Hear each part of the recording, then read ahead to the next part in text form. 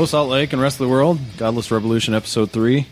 We're back. We're back. Today we're going to be covering some of the Supreme Court ruling recently happened about sectarian prayers allowed in beginning of public meetings. Yes. I know it's been a big topic. There's a ton of different avenues we can take on this. I think all of them would be bullshit, whichever avenue we decide to take. Well, yeah. I mean, any argument in favor of it, for sure. The first thing that hit me about that was that clearly the justices were ruling in favor of personal preference over constitutional law. And I mean, and it was obvious too, because it was like Justice Alito, Justice Thomas, Justice Scalia. I mean, and, you know, it was all the super conservatives, and all of the religious conservatives voted to allow prayer. That's right. Shocking. Sectarian right? prayer, yeah. Right. But they don't allow it other places, though. When it comes up, usually they're on the losing end, except for when it's at a government meeting, is what I kind of find odd, because that right there just flies in the face of saying respecting establishment of religion in the First Amendment. Right. Well, and you know, part of the ruling said that that they rule. Jesus Christ! Let me start over here. Who?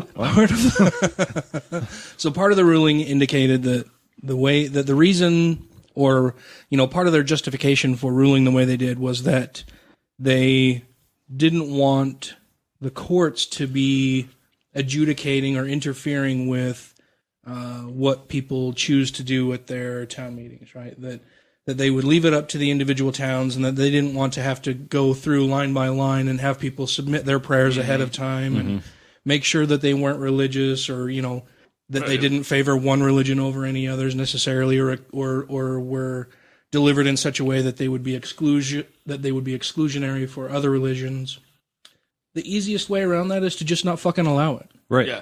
Don't have it in the first place. Then you don't have to worry about any of that. Yeah. It's a virtually impossible law to enforce, because, like you're saying, you can't read everyone's. You can't see if it's inclusive. You can't possibly go through every town hall's meetings and. Well, and the other thing that seems obvious that stands out to me too is then because you end up with a situation where certain prayers are allowed, certain prayers may not be allowed. How are you going to decide? Does the government step in and say, well, these ones are okay, these ones are not, which is a clear violation of the Establishment Clause, because right then the government's endorsing one and not accepting another. So now you're forcing the government to pick sides, and that's the problem.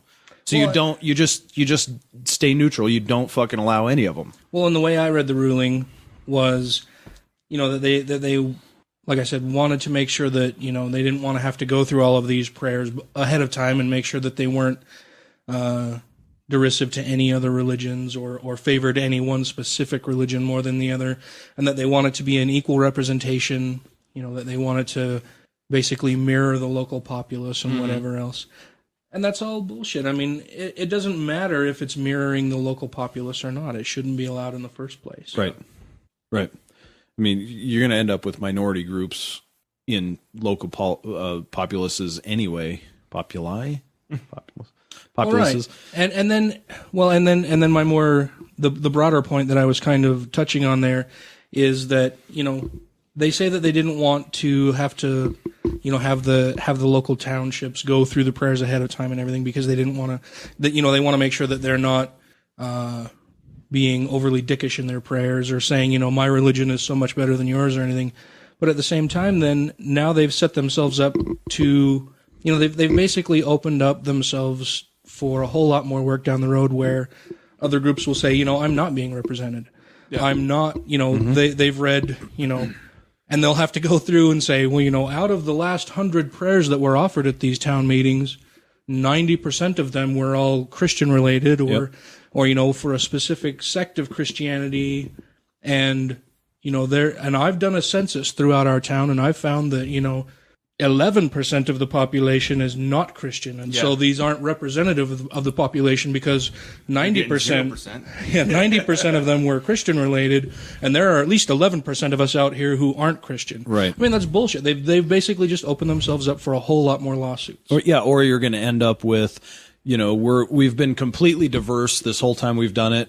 We've had a Baptist, we've had a Methodist, we've had a Lutheran, we've had, which are all fucking Protestants, right? Right. You need a Catholic, you need a Jew, you need a Muslim, or none. Right. And then Which how do is- they break that down? Is it going to be, okay, well, we have to do a census and find out how many Protestants we have. Okay, well, you can't just limit it to Protestants. Is it going to be Yeah.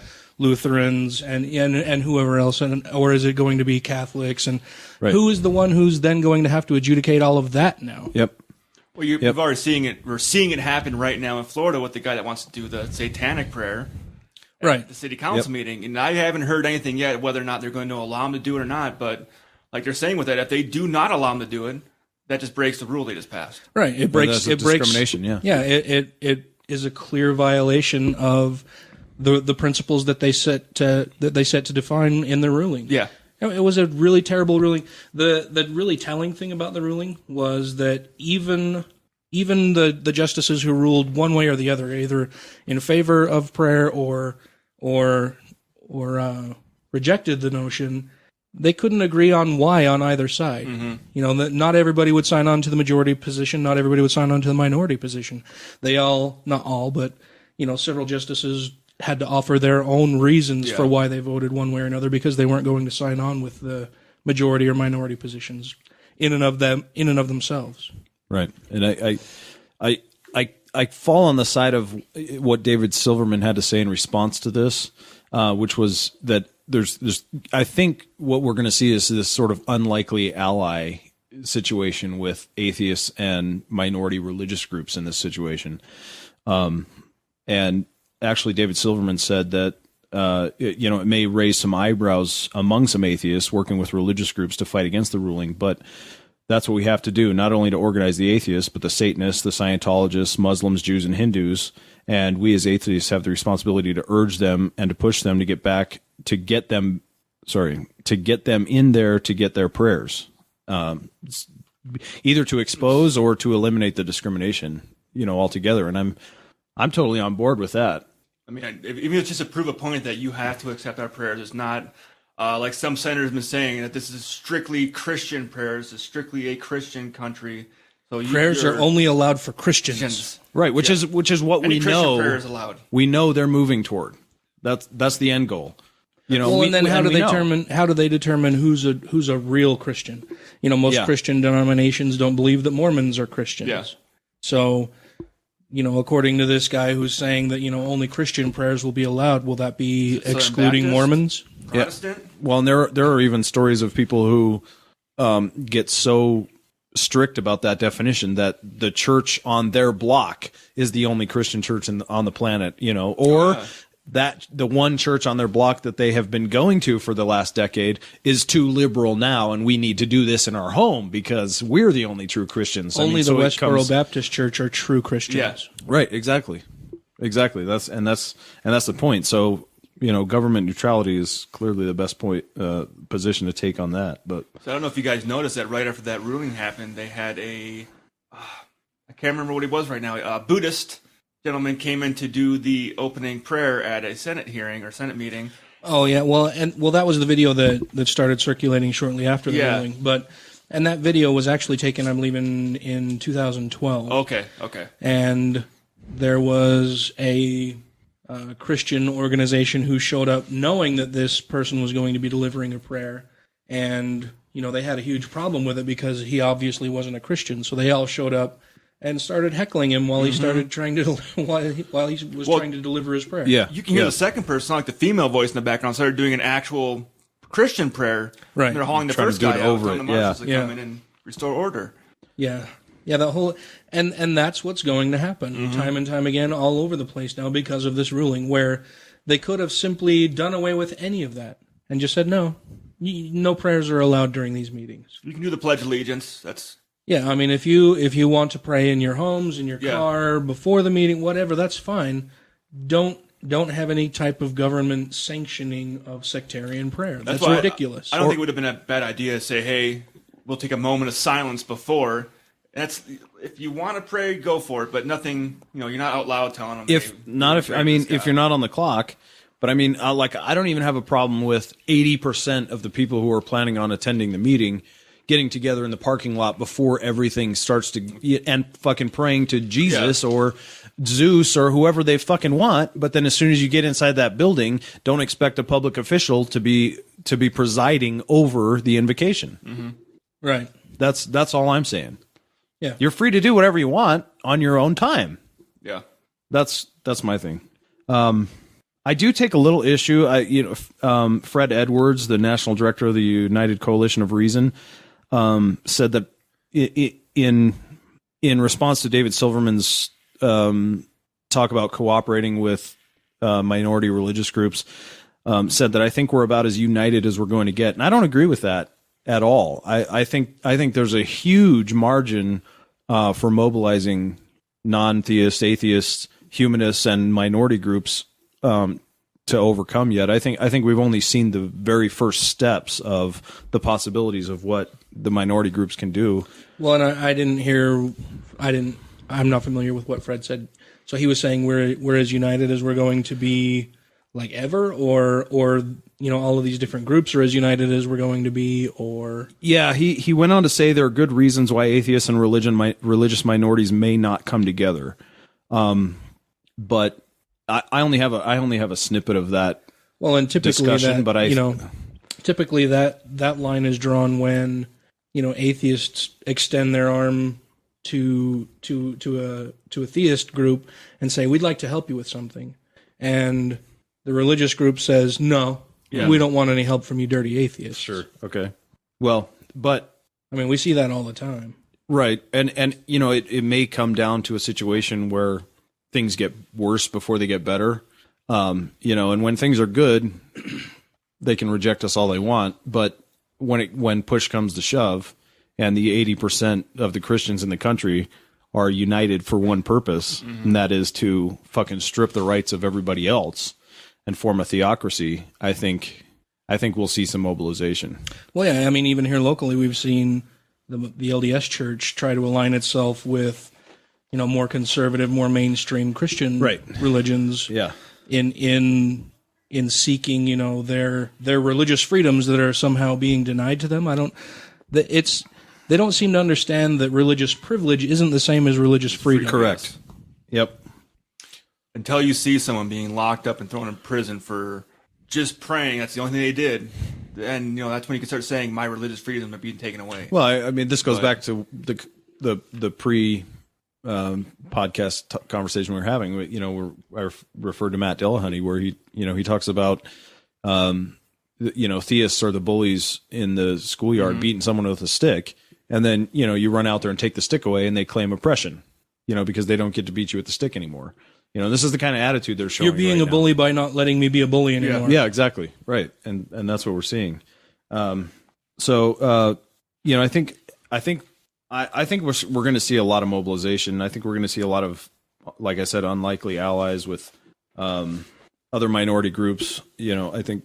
Well, I think it might turn into the school voucher system where they, I think it was 2 years ago, in the Bible Belt, where the senator had voted in saying you can use public funds for school vouchers. A Muslim school put in for the school vouchers. She said, no, you can't use them. I meant Christian schools. Yeah. She's like, oh, wait. So this allows Muslim schools to use these vouchers too? Wait, we don't want to do this anymore. Oh, and we can't have that. Sorry. Yeah. We're going to cut this. I didn't really think this through.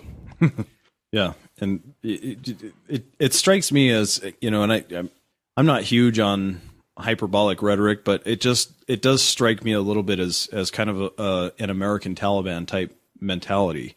It may not be there yet, but I think based on some of the things we're seeing and the comments we're hearing from some of these people on this side, it just sounds a lot like. Well, yeah, and I mean, we can say that it's not there yet, and I think the key word is yet. Sure. I mean, I know and have conversed with several Christians who hold a literal or a biblical literalism view where, if they could, they would fucking stone people all the time. Yeah. Mm-hmm. They would beat unruly children. They would kill children who talk back to them. They would murder gays and lesbians in the street if they were allowed to do so.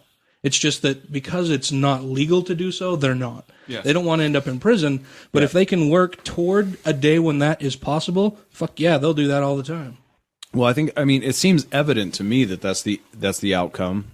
when you look at moving toward a theocratic government, when has that ever worked? When has a theocracy ever been successful in history? For that religion, it's always been successful. For everyone that's not part of that religion, Yeah, but it's even- crumbled. For a brief period of time. I mean, we are talking about people who pine for the Dark Ages. Yes. Or anywhere in the Middle East. Pick a spot, right? But and we have tons of people like Malala Yousafzai or Maryam Namazi and Ayaan Hirsi Ali, all those ones that have escaped from the Middle East.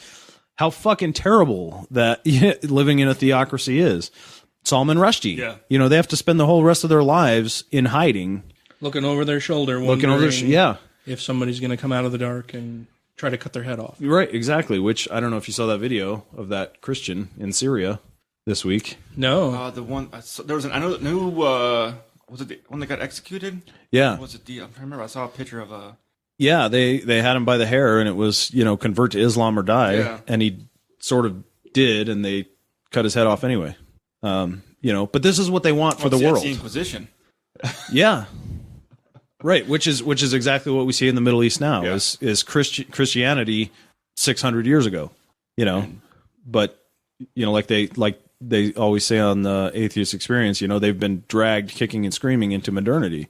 So they've been somewhat forced to live by modern and secular rules. Well, up until the 70s, it was a modern society over there. They weren't under that power, and I mean it's. Well, yeah, I mean, maybe the 1770s. No, it was. Well, no. Look at Iran yeah. in 1970s. Yeah. People were dressing suits. They had movie theaters. They had nice cars. It was all modern stuff. Then, Yeah, I mean it's taken a nosedive since then. But Mujahideen, the Taliban came in after the Russia invasion. We put them in powder, and then Islamic law took over, and education took a huge backseat. And now everybody there is suffering for it. right. Yep. I just want to touch a little bit on this idea about the prayers in public places as being ceremonial, as Justice Kennedy said in his decision. It strikes me as odd. I mean, this is the same argument they made for keeping under God in the Pledge of Allegiance as being ceremonial. Which, I mean, if what you're really talking about is this sort of ceremonial deism, and it doesn't really matter, it doesn't have an effect on, it's not Christian, or then why the fuck keep it in? What do you care? Yeah, why keep it in there matter? anyway? And they try to promote it as being this unifying force. Clearly, it's not unifying, or there wouldn't have been a fucking court case in the first place. Sure, right, of course, yeah. So this fallback position, it seems like there's this kind of this neutral zone that isn't really touchable by secular people. It seems that they always kind of fall to when there's a case that's really kind of pushing up against the religion that they want to put into power. All of a sudden there's this, it's just this sort of ceremonial, but we don't. For those not in that religion, it has nothing to do with any ceremonial purpose whatsoever. Well, right, but like you said, I mean, if it's purely ceremonial and doesn't really matter either way, it's more of a meditative thing. Yeah. Why have it in there in the first place? Well, and what else is like that? Do we practice ceremonial women don't get to vote day or ceremonial slavery?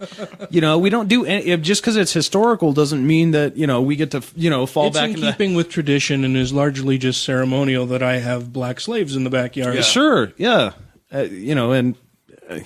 So, that was another big part of the case that I had a major problem with.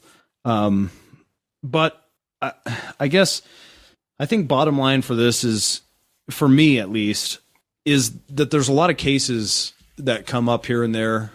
A good case would be the Pledge of Allegiance, like we just talked about, where there's a lot of criticism about whether or not we actually want to fight this battle. Is it worth it? Do we want to take, frivolous stuff? And I think there may not be such a thing as a frivolous suit or a fight that's not worth fighting in this case, because as you can see here, the Pledge of Allegiance, big fucking deal, right?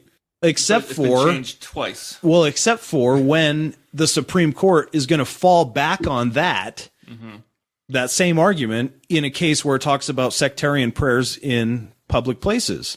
Then all of a sudden that flag issue becomes a big deal.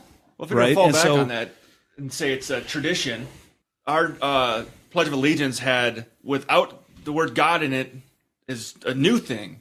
It had more time without the words God in it than it has with it in it. That was, I think that was 56, right? Well, and trying to justify one religious practice with another religious practice is bullshit.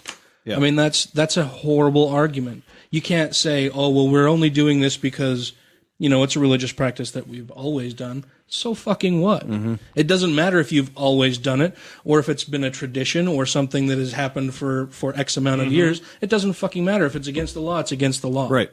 Exactly what I was saying with the point about slavery. Yeah.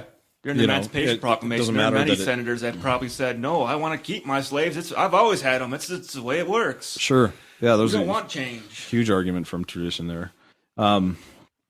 Actually, right after this happened, Justice Clarence Thomas came out with a couple of statements. I don't know if you guys heard about that, but he was sort of casually speaking that each individual states may establish an official state religion and sees no problem with that.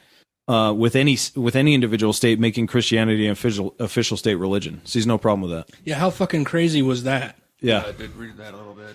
I'm trying to remember the name of the term for that constitutional view, where they don't try to modernize any of the views or intent behind the Constitution. They don't try to deal with any advance in technology, any advance in understanding and scientific reasoning or discovery. It's almost like a biblical literalism, but as applied to the Constitution. Yeah.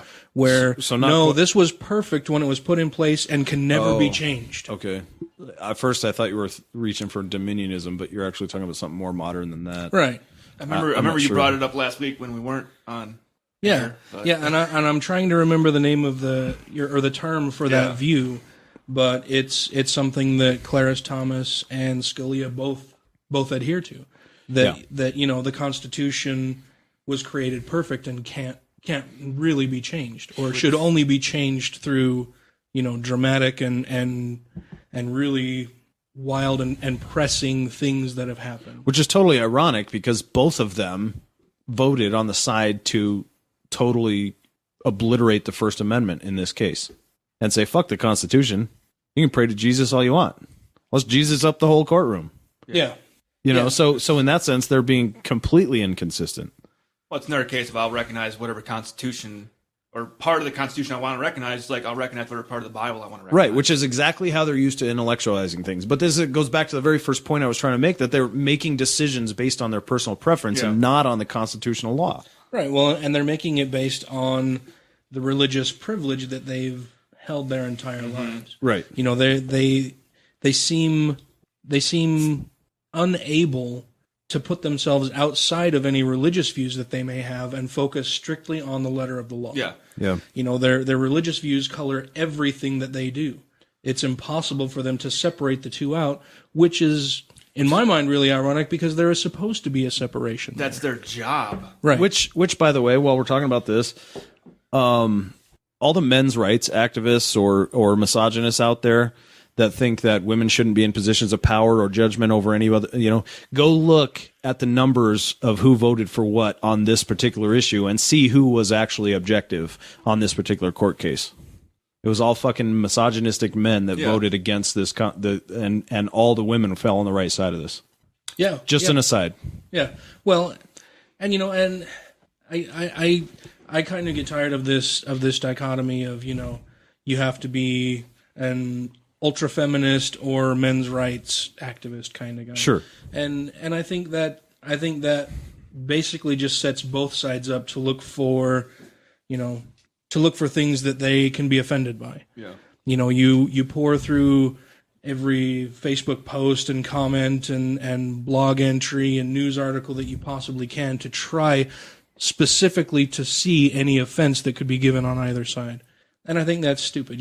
We all have our opinions. We all have different things that are important to us. And I think basically everybody would agree on either side of the issue that women are important. Women have a voice. Women should be respected. Women should, you know, have the same rights as every man out there.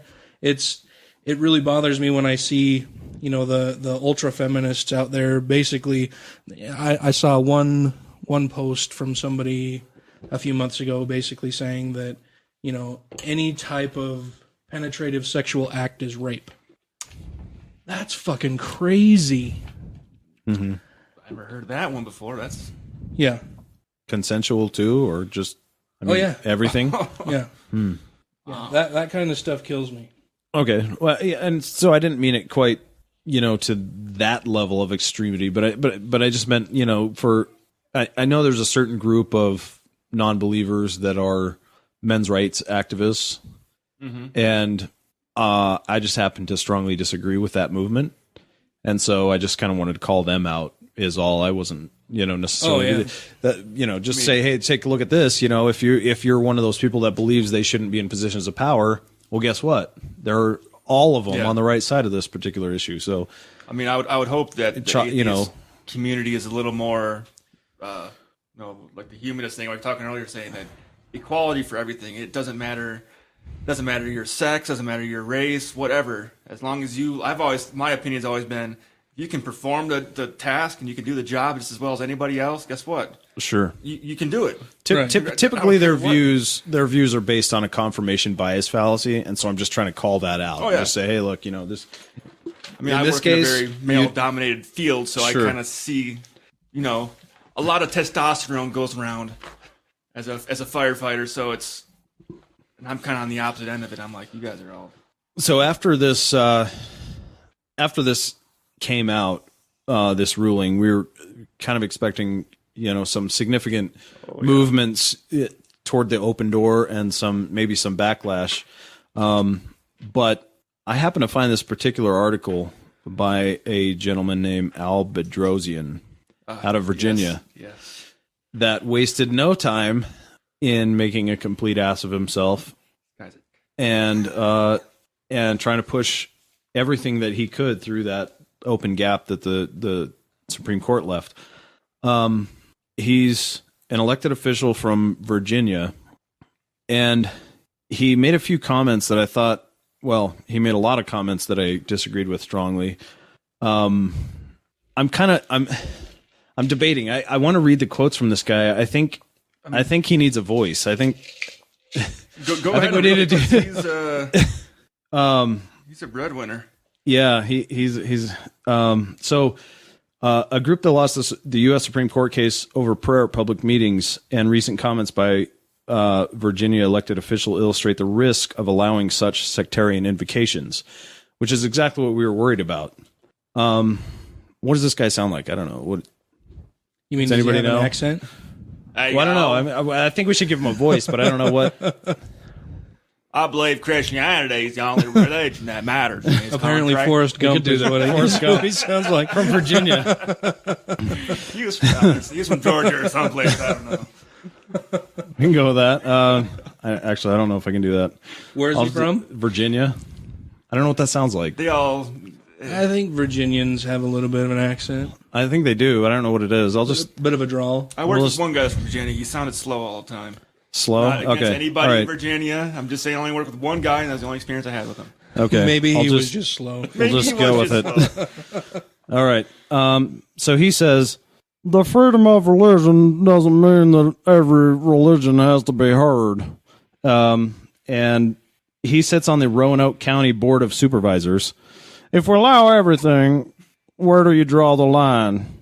Which is exactly what I was wondering. Right, because when they open this up, where do you draw the line? That's we talked about that. Where do you force the government? Can't draw a line. If you draw a line, you're discriminating against that.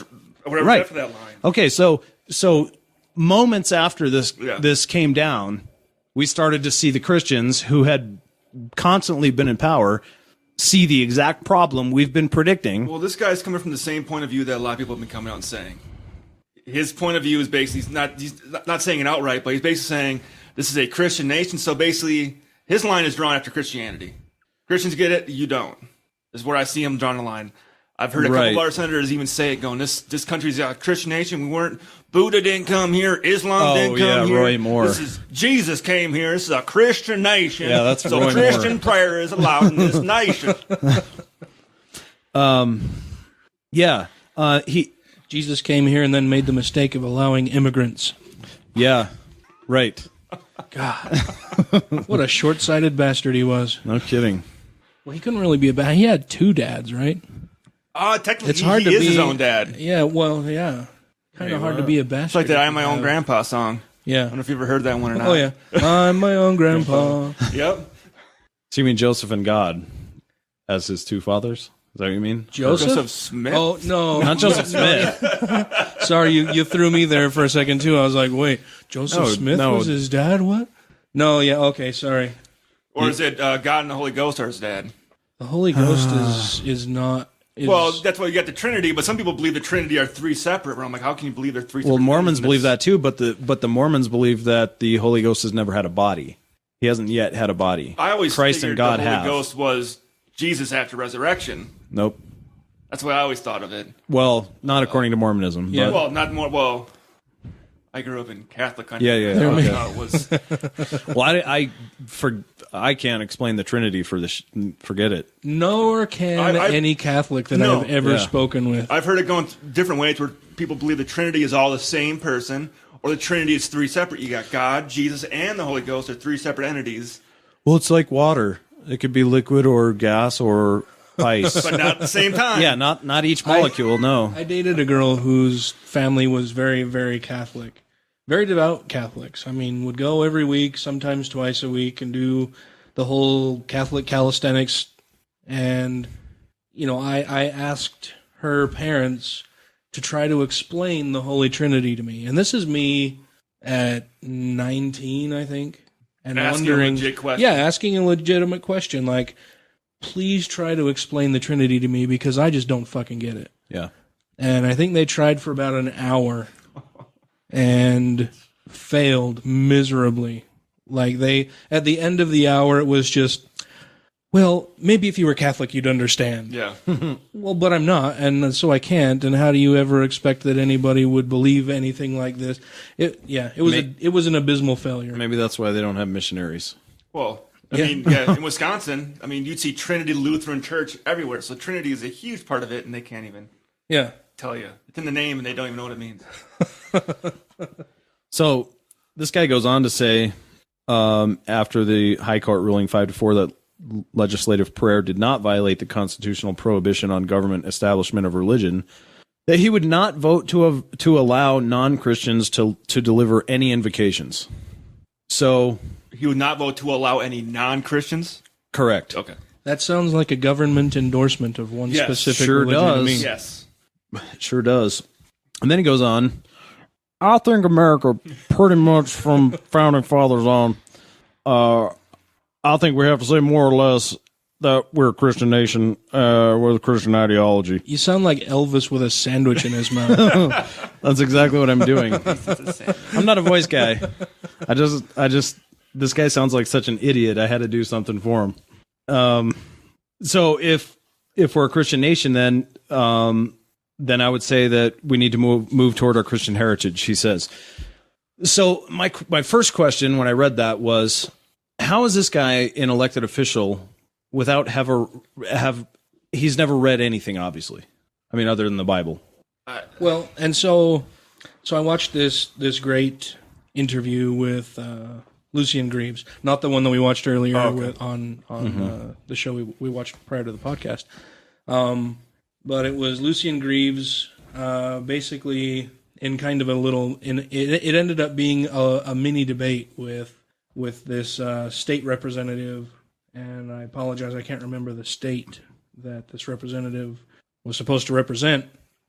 But he made several statements that indicated that he believed that Christians were right and they should have preference over everything. And Lucian Greaves said, basically that you're an elected public representative. Mm-hmm. You are elected to represent all of the public, not a specific section of the public. Mm-hmm. And if you don't understand that basic part of public service, you have no business doing so. Right. And that's exactly Well, right. that's what you hear Ted Cruz saying all the time. My constituents voted for me to appeal Obamacare, to appeal this, to get rid of this. Like, no. You had some people that voted for you that were on your side for that, but guess what? You have a whole nother demographic there that wants it. Except he doesn't sound like he's from Wisconsin. No, sorry, I did throw that. Yeah. I was trying to think in my head of how to do a good Ted Cruz impersonation, but I couldn't think of how to do a Puerto Rican Canadian accent. No, just think Jailhouse Rock, pastrami on rye, and put it together. Ted Cruz, that guy's a ball of fucking crazy. I was just thinking because that news article I brought up, here he is sitting with that other nice Nebraska senator. Hey. So you know, he's going to be a winner. Ted Cruz, it really bothers me that guy is in office. Well, he was one of those guys where, like, before he came up, the Tea Party didn't have enough candidates that were far enough right. Oh, And so he came up, and they were like, "Fuck yeah, this fell guy." off the table. You know, yeah, I don't understand how that much crazy could have been voted into office. And he's his dad's even worse. He was part of the birther movement, Yeah, and he's from Canada. yeah, I think he's probably still part of the birther movement. Yeah, he's from Canada, and his father's from Cuba. So neither him or his father were ever born in the United States. Yeah, Hmm. yeah, Yet he wants to run for president, saying he's a nationalized citizen. and I was going to say, believe it or not, his father's even more crazy than Ted Cruz. But yeah, I think probably he's at least at more his base, open. yeah, I was going to say probably at his base, Ted Cruz is just as fucking crazy. yeah. But Ted Cruz wants to be president someday, so he's holding back. On he extreme seems to crazy. have some bit of filter on the amount of crazy he allows to escape. Which his mouth. just means he's a little smarter, which is maybe even more scary. Yeah, just smart enough to get himself elected to public office. Mm-hmm. He's just got that person with that earbud in his ear saying, "Ted, don't say it. don't go there." Don't do it, Ted. I don't know. I'm a civilian. You guys are military. You know more than I do about that. I was never No, military. okay. So what you? I've worked for Uncle Affiliated. Sam. Yeah. But this guy goes on to describe freedom of religion as a hoax and claimed the global warming crowd worships the environment as God. And the abortionists has the death of the unborn babies as their God, and homosexuals have sexual freedom as their God. What is wrong with sexual freedom? I don't know. It has the word freedom right in it. And so does They're freedom. always for freedom. And so does freedom of religion. Yes. Have the word freedom right in it. Yeah. Yeah, and in order to have freedom of religion, you have to also have freedom from religion. Yes. Right. So if you want to be perfectly free in your religious views, you have to be able to be free to reject other people's religious views also. Even Sure. if you're religious yourself. You don't even have to be non-religious.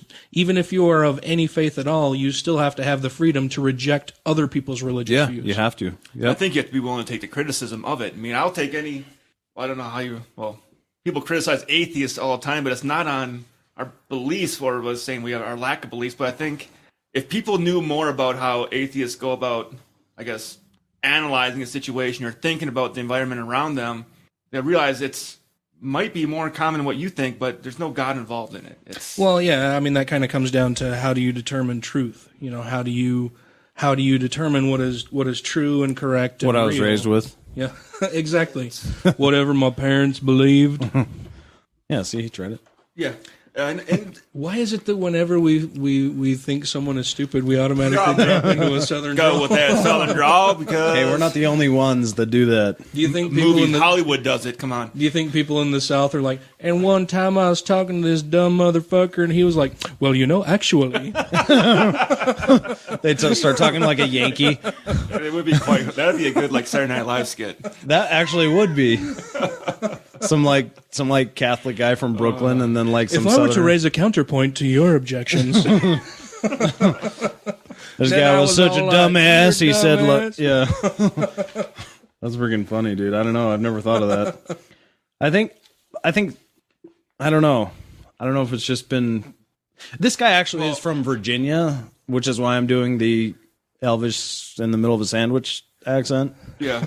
But I was gonna which is say- probably totally accurate for all of our Virginia fans that are pissed off right now. Yeah. Well, I have hope no nobody idea. takes I really offense to don't. it. We're So, just sorry. having fun. We've had a few beers. What are you talking about? No, we've had nothing to drink. No, but on that last point he was making, and they're saying that The only one I would take extreme offense to is the one where we're talking about abortion. Sure. I mean, the first two saying, I mean, I don't like the way he words it, but saying an environmentalist or the global warming people. Yeah, worry more about the I environmental. think you should worry more about the environment. It's the only one we got, and God's not going to come fix it for you. Yeah, but they don't think that. No, they don't, which I think is... Yeah, I think A that... flaw. In fact, it's been said by government officials that it's impossible that the ice caps are going to melt and flood the earth because God has already promised after Noah he won't kill Yeah, the earth by which is- flooding it Well, again. So well, we don't have to worry about that. Well, and not only that, but that it's impossible... Wisconsin, I think it was. But that it's impossible went that Walker. God would allow humans to fuck up our planet. Yeah, Like, Sure. he would stop that shit from happening. Yeah, which- like he's done so many times Yeah. before. Yeah, he would step in and somehow freeze the polar ice caps again. Yeah. You know, they have this view that either God won't allow that to happen, or that if it does happen, it's just a sure sign of the apocalypse and that he'll be returning anytime. They don't Yeah. give a fuck about the No, they environment, don't. really, because it doesn't matter to them.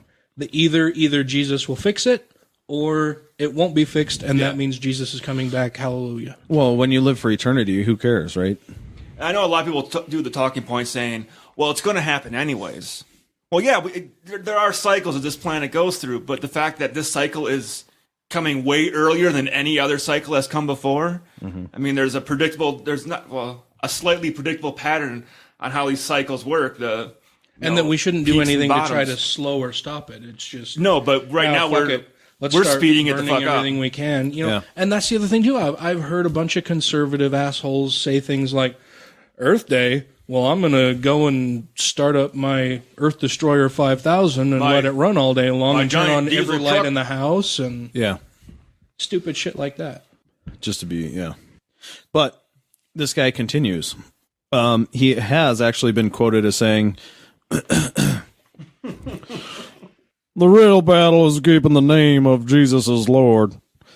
The name Jesus is what makes us a Christian people and a Christian nation. This is why we must continue our heritage." I don't know why I turned into Reverend Lovejoy.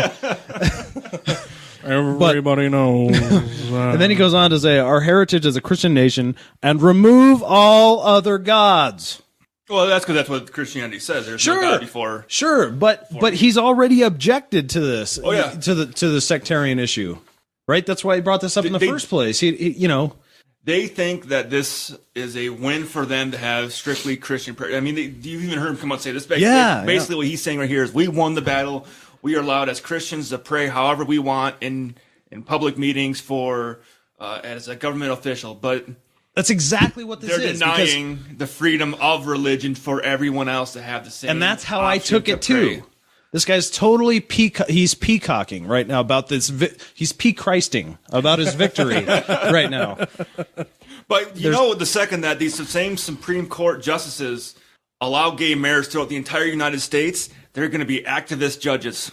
Pea Christing, is that like piss Christ? It sounds horrible, actually. It's like, I don't know. Is that if you have like? Never mind. I was gonna say if you have holes down there, is this coming out? You know. We're making people have weird images floating through their heads right now. I'm They're sure. listening to this driving down their car or driving something.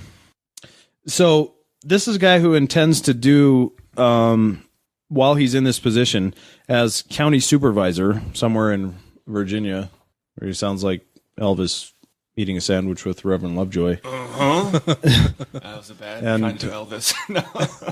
No. Oh, thank you very much. There we go. saying he would reject any request by any non-Christian adherent to deliver a religious or secular invocation. So a secular country is not allowed to do a secular invocation. Well, but he's already gone to saying the- that it is a Christian nation because he's never read a fucking book. But the fact is, the country was founded by guys who, some of whom were Christians, some were deists, and some were atheists. But every single time it was proposed to put Jesus anywhere in there, They said they voted it out. no. Yeah. Even the Christians, right? And of course, this guy's never read the Treaty of Tripoli. And But the fact is, Jesus is not anywhere in the Constitution. Nowhere. Which means it's not a fucking Christian. The Vatican is a Christian nation. yeah. Well, it's a Christian state. Sure, it's a Christian nation. Well, yeah, it's a nation unto itself. Yeah. Unless you're Baptist, and then the Catholics aren't really Christians anyway. But I'm just saying that's, if you want a theocracy, take your fucking Mr. Rogers sweater vest and your 50-point IQ and move to Saudi Arabia. I feel bad. I like Mr. Rogers. And Yeah, his no, sweaters. it's fine. But I mean, he dresses like him. That's all I'm Mr. saying. Rogers was a Christian, but he never invoked any religious thing whatsoever in any of his programs. Yet kids learned a ton from him. Yeah. But Sweet and gentle old fellow. I he know was. he wasn't actually a sniper in Vietnam. He didn't kill tons of people. No, He didn't have but sleeve tattoos. But I know like he was everybody else he saw, was a Christian because he Yeah. was at least accused of being a child molester. But he's a good example of a. so he's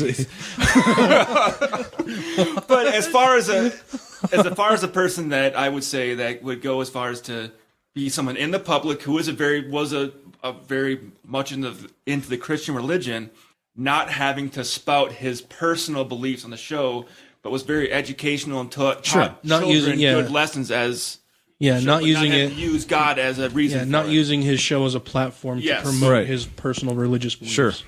Sure. Again, I didn't mean that as any kind of a personal dig to Mr. Rogers. I was just I was making fun of this guy. Yeah.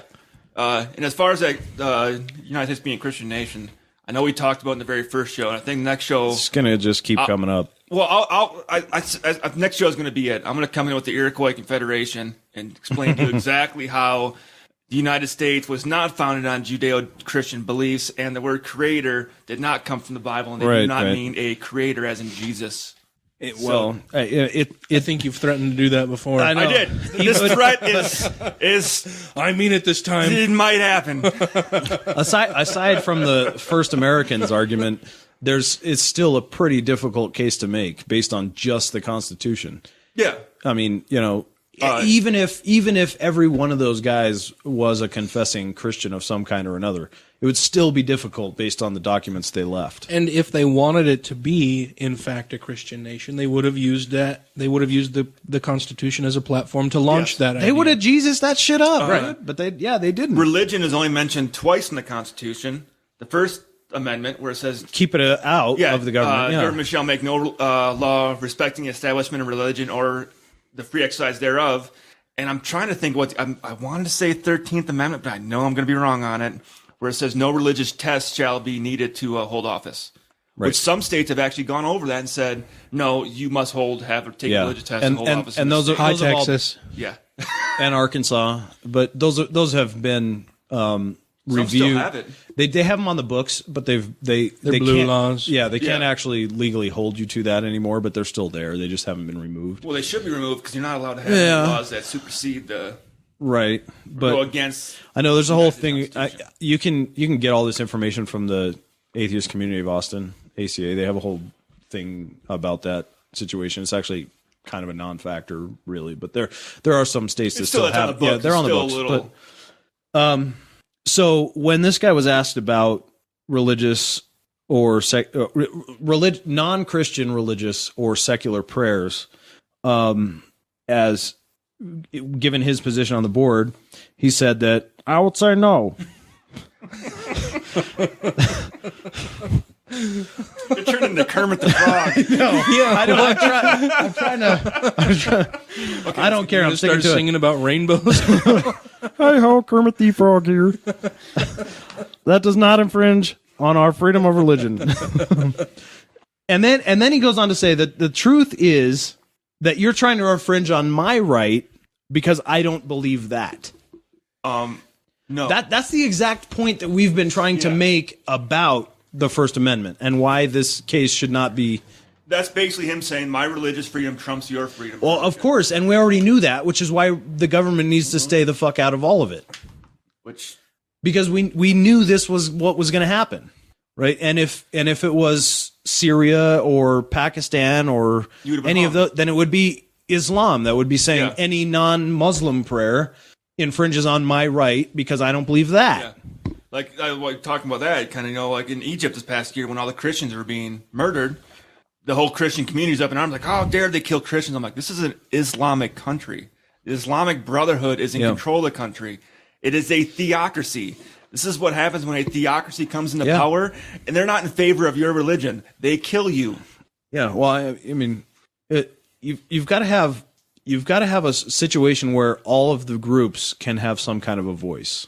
You know, that keeps some kind of a balance. At least the people in power have to at least recognize, hey, there's all this multitude of different opinions and groups out there that we've got to try to figure out a balance to keep everyone happy, and that does a pretty good job in an imperfect world of kind of trying to keep I got no problem with them having a voice now, as far as that voice being allowed to sway policy, like the whole gay marriage issue or abortion issue. A voice is totally different than having power, than having total power. I mean, when you tip the scales that heavily, then it's a theocracy. That's like we've been talking, and that's never worked. It's kind of like, I think in Utah here, you get a lot when the Mormon Church speaks up and says, "Well, this is our views on this," which is basically their way of saying, all you Mormons in this state, this is how you're going to vote on this.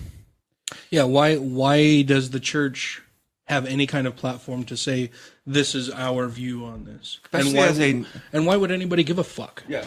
Why would anybody in the government give a fuck what the LDS Church has to say about public policy? I mean, it's especially as a 501c organization, which is not supposed to get involved in politics, right? And they still don't have to. I know. You talked about it before, not on this, but you got to file separate paperwork for your 501c that religious groups don't have to do it. They don't have to show any money coming in, nothing. They don't have to be scrutinized for anything. Yet they're going against the very laws that a 501c has to follow as far as being politically active. Right. Yeah, and they do whatever they can to skirt that law and to tiptoe right up to that line. And I think a lot of the time they cross it. Oh yeah. But here in Utah, there's nobody. Or I wouldn't say there's nobody, because we try to be that voice to say, no, you've gone too fucking far. Yeah. You cannot, as a religious institution, do the things that you're doing or something shitty that you've just done. You cannot do that. But they do it. They still do it all the time with liquor laws, or this past winter, especially when all the rallies were going on at the state capitol with the gay marriage was legalized for this, 13 days? Yeah. Well, and it's not even... I think it was 17 days. Was it 17 days? I think it was 17. That was right around 2 weeks. But and it's not even the LDS Church as an institution only who does shit like that. It's Mormon adherents. Mm-hmm. You have LDS people who have lived their lives here in Utah with this tremendous power and this seat of privilege that they don't ever stop for a second to think that some of the things they're doing are just wrong. And we see that with the Jordan School District and Westdale Elementary wanting to take fourth grade students to the LDS Church History Museum. Right. And even the stuff they said they were going to teach while at that Church History Museum didn't exist at that museum. Right. Yeah, I mean it's a church history museum. Yeah. It's talking about the LDS Church history. It's not talking about LDS Church history as it relates to Utah history. It's all about the LDS Church history. Well, it's a great example of like confirmation bias. Everyone here is confirming your beliefs, so you must be doing something right. Well, that's back to what I was talking about, where they're just not challenged, So I think they just grow up in a situation where they're so used to everyone agreeing with basically everything they say that they don't have a really good defense or a really good position for why they actually believe what they believe. Mm-hmm. Well, yeah, and like I said, they've had this position of privilege that has gone unchecked for so long that they have no concept. I mean, it's and I'm sure a lot of it isn't even done maliciously or with bad intent or with specific intent to proselytize necessarily. It's just that they have no concept at all that what they're doing is wrong, because they're steeped in it. It would be like trying to teach somebody a foreign language who had no idea that there was such a thing as a foreign language. There was another country. Right. Yeah.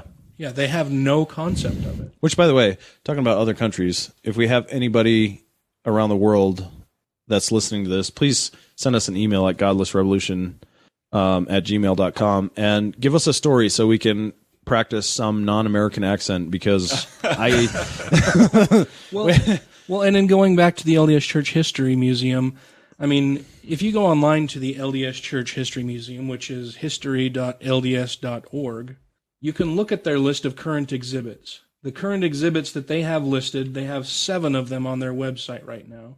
One of them is Practicing Charity, Everyday Daughters of God. Another one is Portraits of Childhood, Behold Your Little Ones. I don't know what that has to do with Utah history. Third one is A Good Turn Daily, 100 Years of Scouting and the Aaronic Priesthood, which is LDS belief of holding a certain type of priesthood. It's also a Jewish belief, but either way, it's totally religious. Right. Yeah. The fourth one they have listed is Presidents of the Church. The fifth one is A Book of Mormon Fiesta, a Latin American celebration. The fifth one is No Greater Love, Church History Museum, with a picture of Jesus. No Greater Love. It sounds like a hit song. And Unless you're a Muslim. And the last exhibit they have listed on their website is A Covenant Restored, speaking specifically about the Book of Mormon and the LDS Church. Joseph Smith. Now, None of that has anything, not one fucking thing to do with Utah history. No. And these teachers thought that would be fine to take students to this church history museum. And to say that's not proselytizing when they're interactive exhibits, you can go in there, and I know I was fairly certain you can put the headphones on, so these kids, even if they can't read it, they can listen to all these exhibits through headphones, telling them exactly what this is. Right, and they have videos playing. They have Yep. plaques all over the wall. They have They religious make it- iconography and paintings. I mean, it is a religious museum. And it looks like a lot of it, from the pictures I saw, a lot of them, it makes so kids would enjoy it. It's made for basically proselytizing young kids and teenagers. Well, sure, it's kind of like Yeah, the that's- Creation Museum. Yeah. exactly. Let's make it a fun family event. Right. Sure. I mean, yeah. I mean, that's been a well-known practice for centuries. Yeah. But I'm saying you yeah. go to like a Roman castle where they're doing some religious stuff on, like kids might be scared to death of that. Well, but as sure. an adult, you're like, oh, I can appreciate this. Well, This is yeah. I more- mean, obviously they don't. They intentionally try not to teach you about the Inquisition, No, and no. the Crusades. Well, And when we talk about the Noachian flood, we'll be sure to steer clear of any pictures or mention of, the babies, children, and toddlers yeah. who are all drowned en masse. We'll just talk about the cute little animals who went on the boat. And Right. the 2 by dinosaurs 2. that didn't- yeah, drowning at best, if not just dashed against the rocks, which is another biblical teaching. Right. Yeah. Yeah. So I sent an email last week to, and I think I mentioned this in the podcast last week. I sent an email to the principal of Westvale Elementary, all of the 4th grade teachers, and every member of the Board of Education for the Jordan School District. And up until today, I had received only one very, very unhelpful reply to my email. And I was growing very disheartened and was planning on penning another email expressing my disappointment with the lack of communication and the terrible, unprofessional replies that I have seen received by other members of Atheists of Utah, and that I received when, to my delight, I received an email response from Terry Timpson, who apparently she says that she supervises the schools in the West Jordan feeder system and works directly with Westvale Elementary. And apparently Superintendent Johnson of the Jordan School District asked her to respond to my email and let me know that she's totally willing to meet with me. Mm-hmm. I think that's awesome. Yeah. Yeah. Fantastic, right? Yep. So I set up a meeting. Myself and Sarah Davidson, who's currently serving as Atheists of Utah's vice president, will be meeting with Miss Timpson on the 29th. And I really hope that it will be a productive meeting where, we can express our differing opinions, and hopefully I can, Sarah and I can get her to see why this was such a horrible idea, because I don't want to have to rehash this year in and year out. Sure. I mean, this is something that obviously has happened in the past, and and from all accounts of what the, and by all accounts of the responses that we've received so far, it's something that they would probably try to do again in the future. I don't want to have to go through this again year after year. I'm hoping that we can get them to see, this was a terrible idea. Please don't ever do it again. Yeah. Because it's just going to cause, more and more rifts, and people are going to get more and more angry about it. And like we've already mentioned, Utah has some really good museums that these kids could go to learn Utah history in it. Oh, yeah. That are... there are a ton of locations, and even if it's not a history, or even if it's not a museum, even if it's just a historical location. Yeah. If they went to Promontory Point or This Is the Place Park, anything like that would be fine. I mean, those aren't religious institutions. Yeah. And it's educational still, and right. I don't think anybody in the community would have a problem with those kind of events going on. Right. And I think it sets a good precedent too, especially if we're going to be growing, more significantly down into Utah County and stuff, where I don't know for sure, but I have a high suspicion that this kind of thing is pretty much standard practice for schools there, where Salt Lake is kind of the political hub for the state, that, if there's already a situation where it's been taken care of, that maybe it'll be a little easier to say, hey, we've already dealt with this, so knock it off. Right. Yeah. And the thing that killed me about a lot of the responses that I saw from people within the school district initially was that, they seemed to have this view that what they were doing was fine, and that they didn't want to talk to anybody who didn't have children in the school, which is bullshit. Yeah. I mean, a lot of the parents who came to us and said, hey, this is a problem. I have a huge problem with this, but I don't know what to do, because I don't want to be the lone wolf voice of dissent in all of this, who then is going to have their 4th grade child ostracized and bullied in school because of something that I have a personal objection to. Yep. And these school administrators, up until today, I thought, had absolutely no sense of that. They didn't seem to understand, or maybe they did understand and were just using that as an excuse to not have to deal with it.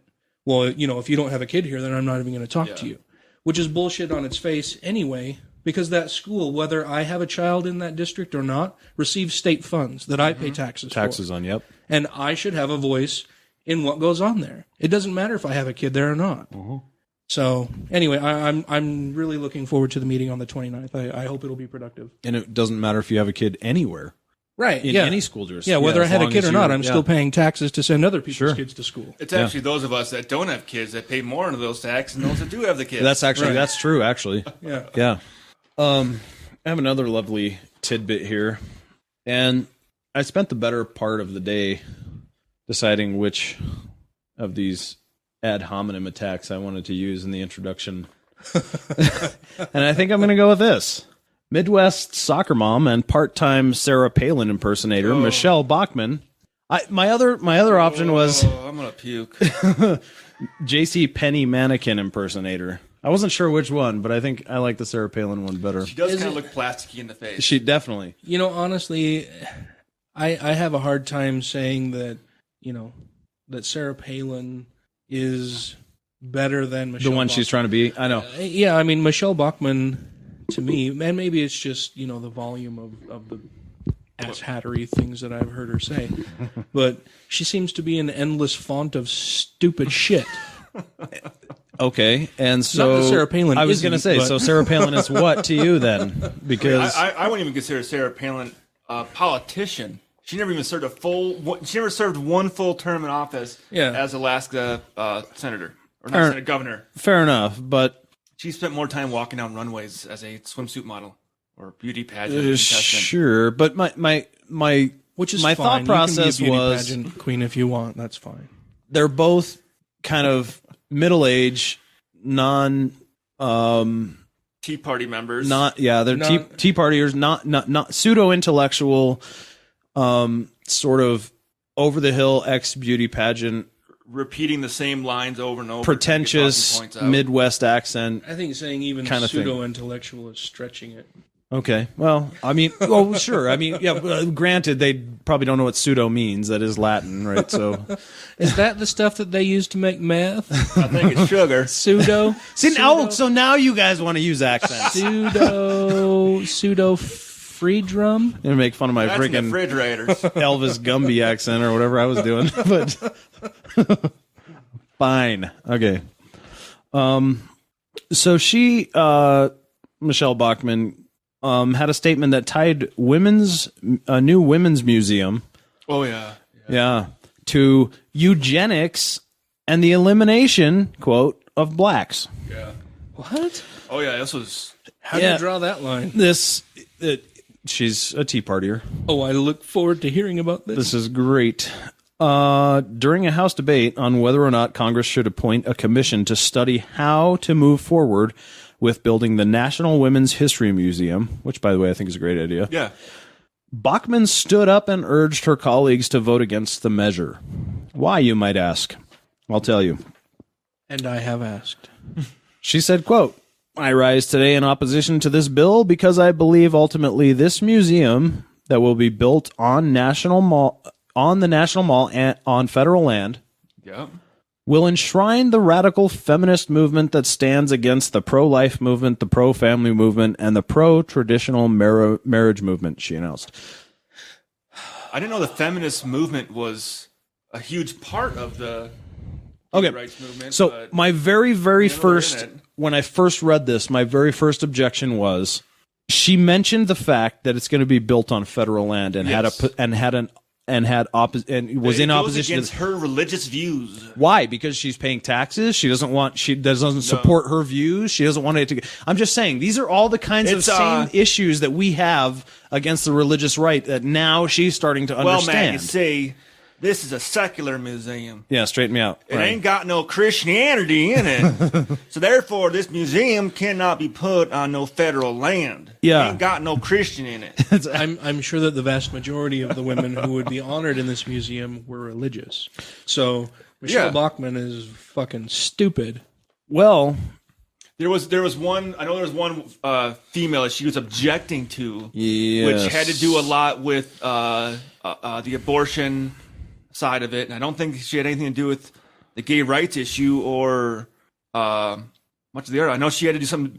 You have it right there in front of you, so go ahead and read it. Sure. These yeah. radical women who want to vote and be treated as equals. Yeah, which I think is really odd. But Sit at the front of so a bus. she goes on to say that not even an exhibit featuring her own family would be enough to overcome the bias toward women who embrace liberal ideology and radical feminism. to overcome the bias. So she would be okay with having her family in there, but she won't allow that because it wouldn't overcome whatever bias, whatever amount of bias. I don't think she believes the feels Virgin maybe Mary could represented help out otherwise. And she's also limited herself because as I was reading this, it's a bias toward women who would embrace liberal ideology and radical which I think all three of us in this room would embrace liberal ideology and radical feminism. Yeah, I'm So, all for women having. but we're equal not roles, we're not women, equal so we pay. should go Yeah. we should go set that up, and then Yeah, she should have no problem with it. Radical feminism, as defined by Michelle Bachmann, Right. Sure, As defined, as defined by the Tea Party. those uppity women. Yeah, well, and you'll see exactly what she means by that. This reminds me of something I heard earlier today. I'm trying to think. You know, it's kind of one of those. Yeah, it's kind of one of those things where, maybe I feel a little bit like, yeah, I do feel a little condescending when I say this. I'm a straight white man in America, and my position is I don't get to tell people that they don't have the right to be where when I've started 900 fucking yards ahead of them on the starting line for centuries and they're starting to catch up to me. I don't get to turn around and like beat their ass back down like you fuckers, you don't get to catch up, you know, like until we're all starting at the same place, you know, then we can start talking about, you know, but that hasn't happened yet. That still hasn't happened. And so maybe I'm a radical feminist in that, you know, and equal rights. Well, and it's just that, just- you know, not only, you know, you mentioned, you know, beating people back or whatever, but that's not even where Bachmann is at. I mean, she's talking Well, that's about true, just too. being just being equal at all. Yeah.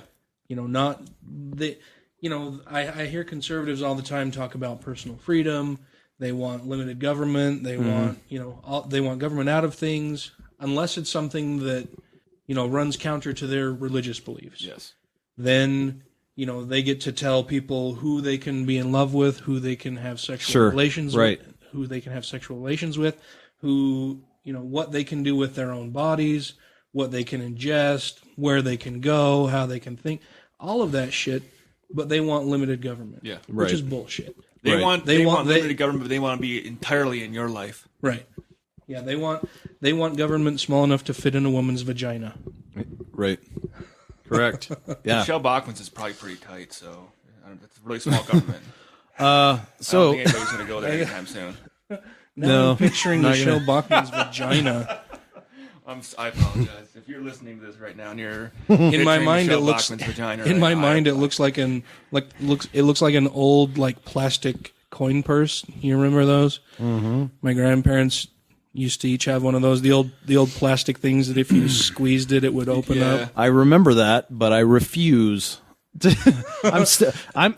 And hers you know would what? just be a much more wrinkly version. You have of that. just settled this for me. I am gonna forever now picture this as J.C. Penney mannequin. I'm just thinking of like a little like leprechaun popping on, going. So I do one I put myself out there and do one stupid ass. Actually, you know what? I'm gonna go back. Howdy, what was it? I'm gonna go back and howdy ho. Mr. Hanky makes an appearance. Oh, we lost this. I'm gonna go back and listen to this, and my accent is for whatever his name was is gonna be like shifting every new quote that and you guys are making fun of me, and the whole rest of this is gonna be and coin purses and shit, and I'm gonna get to have the last laugh. So the other day I ran into a friend of mine that I've known for forever, since I was in elementary school. Haven't seen him for like 10 years probably. And we just ran into each other at a sushi place and then set up a little coffee chat type a little play date. So we got together when we were hanging out and stuff. Turns out he doesn't really know what he thinks about God or whatever. But all of our other views were completely in line. Yeah. He's pro LGBT, he's a feminist and all this kind of stuff. But he's just not that into the scene. That's just how he feels, And so when I mentioned to him that there was a men's rights movement, he fucking laughed out loud to bring this back a little. Like that is, and this is, a 33-year-old white male, straight male. And just as ridiculous as we think, but he never knowing about it thought, what the hell is going on with that? That's ridiculous. Tie that back in, which is how we feel about it, but we're aware of the fact that there are those dumbasses out there. But back to Michelle Bachmann. She says of this museum, among them, wait, you're from Wisconsin? Yeah. Well, she's from Minnesota. Oh, she's Totally from, different. She's from Iowa. Totally different. We still got Walker and Paul Ryan in Wisconsin, which are two other douchebags. Right, but I do seem to recall I brought an article about Sarah Palin, and you criticized she's from Alaska. Me. Yeah, but I was saying, why does she talk with that stupid SNL type The Chicago? Midwest, And you're like, that's Fargo. And I'm like, yeah. Is it Fargo? Okay, so obviously you know something I don't, is all I'm saying. Sarah Palin's a little more Fargo. She's not as Fargo as... Michelle Bachmann's not as Fargo as Sarah Palin. So what is Michelle Bachmann? She's just in the middle, I think, a little bit. I think Just in the middle. Okay, I'll do a been hit in middle the head a few accent. times. Ready? I'll do a middle accent. Oh, Middle Earth? What? I don't know what that even means. take my Middle accent. Earth, yeah. Take my accent. Do you put think half they know of it. about second breakfast? Just a few A's and your Y's are more. Okay, so Michelle Bachmann says, among the most troubling... Why is that Swedish? What is that? Okay. Sounds like a fucking leprechaun. Okay. Lucky among the most... They're after me Lucky Charms and me marriage. and me marriage. and museums. Among the most troubling example, in the museum's glowing review of the woman who embraced the eugenics movement in the United States, Margaret Sanger, the Minnesota Republican, explained, she's an abortion trailblazer, and she is founder of Planned Parenthood, which is the body which this body has sought to defund. So she's talking about the Republicans. I got friends that work for Planned Parenthood. I think they do a great job. Well, the thing that the We'll be Republic, volunteering at Planned Parenthood coming up here very soon. yeah. Putting together their safe sex kits for the Pride Festival. Well, I think the biggest thing that they don't realize is how small a percentage the abortions stuff actually is in the Planned Parenthood program. Yeah. You know, they see that as being their primary goal. And actually, it's a really small percentage of all the health care that Planned Parenthood actually provides for. Well, and I would say one of the primary goals of Planned Parenthood would be to end abortions. Yeah, I mean, sure. not to outlaw them, but to make them as rare Unnecessary. as possible. Yeah. Right.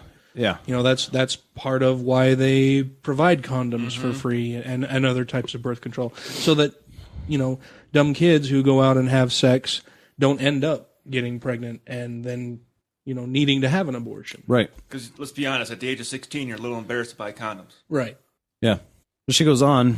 Yet the museum glosses over Margaret Sanger's avid support for sterilization of women and abortion. That's actually really good. That's really good. I had to think about it for a second. now you guys stop me, so I'm not going to be able to. Oh, keep going. I was just like, oh, wow. Oh, we interrupted him.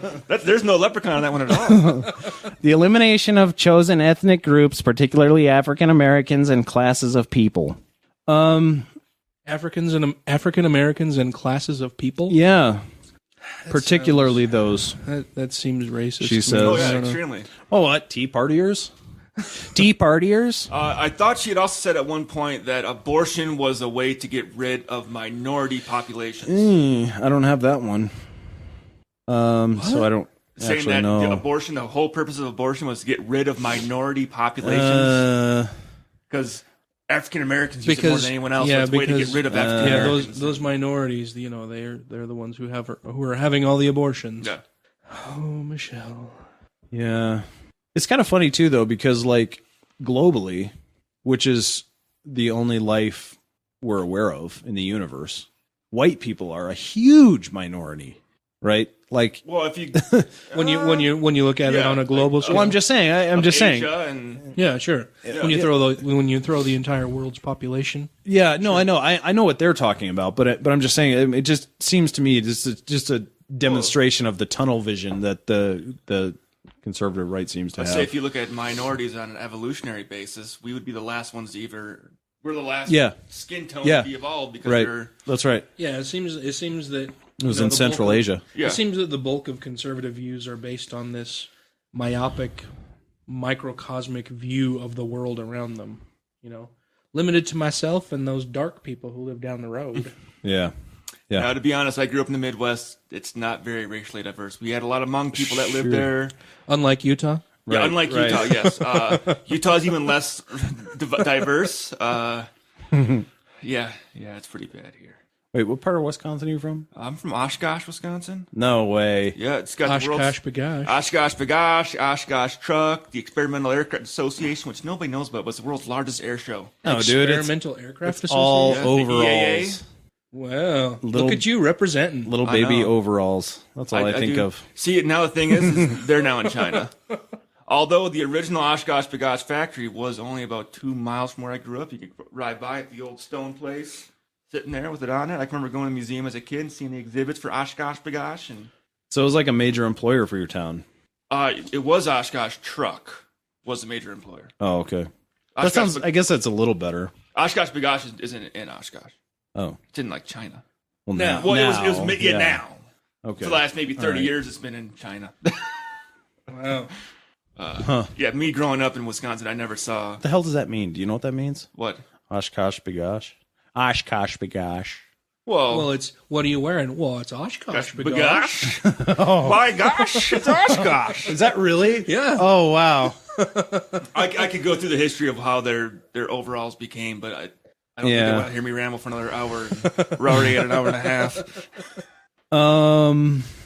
So this article kind of concludes with things that generally Christians and conservatives don't like, which is fact-checking organizations and so forth. But they've repeatedly debunked the conservative myth that Planned Parenthood founder Margaret Sanger had created the organization as part of an African-American genocide plot, as you were saying. Yeah, through abortion. But again, we have Tea Party Christians defeated by their archenemy, facts and fact-checking. I didn't see So no they just spit things out, Yeah. about It's I can't remember abortion. what comedian did it. I think the Tea Party is a great example of it, but you repeat something long enough, it becomes fact. Yeah. It's like I remember that quote too, but I don't know who said it. I don't know. There's an awesome thing with the comedian. I can't remember if it was at Harvard or Yale, whichever university he was at, where he's going through the skit and he's taking things from history and he's showing you that's bullshit. This is what actually happened. But if you repeat it enough times, guess what? It becomes a fact. Yeah. Even though it's never actually happened. Yeah. Gets Like- into the public conscious. Yeah. Like George Washington being a great war hero. And chopping Having down the wooden cherry teeth. tree. Yeah. He won 3 battles and lost like 5. But And- those 3 were really cool. Two were really cool, I think. And WMD in Iraq. Well, there was some WMD there, I think. I mean, those toilets stunk. Okay. Some smelly. I was kind of curious where you're going to go with that. I was like, dude, I've got a guy if we want to talk about 9/11 truthers and stuff like Oh, But that no, would be it's not that would be even entertaining. that would be WND, weapons of nasal destruction. that. Yeah. All them, if you've never heard of a piss tube either, those things can get smelling pretty ripe. What is a piss tube? You just got tubes. You put your pecker up to it and just pee. You don't actually. Everybody just stands around and pees into a tube. So I've heard a Where does the story. tube go? Into the ground, into a little pit with some gravel and some sand and stuff. And in the summer, it's 120 degrees out. That thing's going to smell pretty nasty. Oh man. It's supposed to be sanitary, but How is that supposed to be sanitary? They just tell you a lie long enough. What's the Ryan. diameter of And- the tube? oh, it's just like a normal you're putting your dick to it. Like tubes we had weren't big enough to stick anything inside of. I don't think you'd want to. You'd probably get some other guy's weird VD, but Just sounds fucking oh, awful, man. no privacy. You got about 6 or 7 tubes, just white PVC tubes going into the ground. All right. Pissing in 'em. Podcast has taken an Yeah, awfully sour military turn. Did you have something? Well, I forgot most of my notes at home, but I think next week I'm going to be very prepared, and I think I'm going to do it. There's no threatening now. We're going to bring out. You're gonna do. We're going to the do it. Native It's going to American. happen. I think until it happens, it's still just a Hey. threat. No longer an idle threat. Next week, Oh, it's not an idle threat. Okay. I'm going to be talking about how the American Constitution has nothing to do with Judeo-Christian values. That sounds like a topic that will be very fascinating. I hope so. Usually people say I'm boring because I watch a lot of History Channel. I read a lot of history stuff. So Like ancient aliens and stuff. No, all that's the not historical things. Search for Bigfoot, no, like ghost hunters. crop circles, chemtrails. History Channel used to be good. Well, I'm just saying. I'm not saying that I don't believe you. I'm just saying I've never encountered that. So Well, most people, I'll spend a week researching it Yeah. too and stuff. But and if you at home want to look it up so we know what we're talking about a little bit, if you've never even heard of it, it's called the Iroquois Confederation. you said a I different probably word. won't research any The first of that. time I said it, I said the Inqua, which The is Inqua. actually Yeah. it's South American. It was totally wrong when I said it. Oh, I okay, couldn't think of it off the okay, top of my all right, head. okay, But it's the all Iroquois right. The Confederation, Iroquois. 7 nations of Native Americans. How did you know what the Inqua was? Because I He watches the History Channel. Oh, yeah, the right. ancient, didn't you Duh. see the ancient aliens built an airstrip Oh, there? in Nazca, Peru, Yeah. and Pumapunku. What? We don't know what's going on. Mpinkamunku? I think we lost our audience by this point. But I'm going to review this so that I Yeah. know how to do a good leprechaun accent next time don't when know I if try to they're, do Michelle Bachman. Okay. I was gonna say I don't know if the Native Americans really had leprechauns or not, but Everybody has leprechauns. all right. Sure. I'm Matt. Are you not going to do your sign off? What's my sign off? Well, last week you were, was it pastor, man? Oh yeah, but that wasn't that a special thing we were talking I about? don't know. I just figured you were gonna do something else unique. Sure. We were just gonna make up something on top of it. I we lost am him. Millennium Falcon Commander Matt. That sounds way cooler than anything I could come up with. Me either. Go ahead, Ryan. I'm waiting. Dude, there's so many cool things I just led you guys to. I'm the Death Star commander, Ryan Duffy. Exactly. I like the Star Wars, and I'm Dan. Thanks, everybody. All right. See you next week. Have a good night.